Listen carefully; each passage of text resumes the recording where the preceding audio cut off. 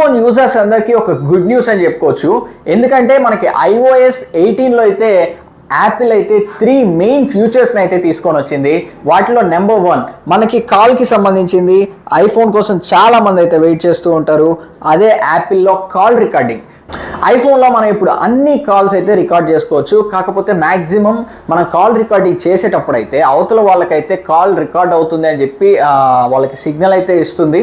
So అది కరెక్ట్గా వస్తుందో లేదో అయితే ఇంకా మనకి క్లారిఫికేషన్ అయితే లేదు. అండ్ నెక్స్ట్ మెయిన్ ఫ్యూచర్ నాకు నచ్చింది.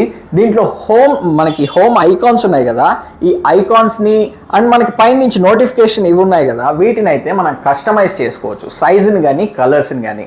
ఐఫోన్లో మనకి సిరి ఉంటుంది కదా, ఈ సిరి అయితే ఇప్పుడు మనకి చాట్ జీపీటీతో కంబైన్ అయ్యి చాట్ జీపీటీతో వచ్చే ఆన్సర్స్ని అయితే మనకి సిరి అయితే ఇప్పుడు మనకి ప్రొవైడ్ చేస్తుంది. ఇది కూడా ఐఫోన్లో మనకి ఒక మంచి అప్డేట్ అని చెప్పొచ్చు iOS 18లో. నెక్స్ట్ చాలా మందికి అయితే సీక్రెట్ యాప్స్, సీక్రెట్ ఫోల్డర్స్ అయితే ఉంటాయి. సో మనకి ఇప్పుడు ఐఫోన్లో ప్రతి యాప్కి కూడా యాప్ లాక్ అయితే వచ్చింది. యాప్ లాక్తో పాటు మన యాప్స్ని హైడ్ కూడా చేసుకోవచ్చు ఇప్పుడు ఐఫోన్లో.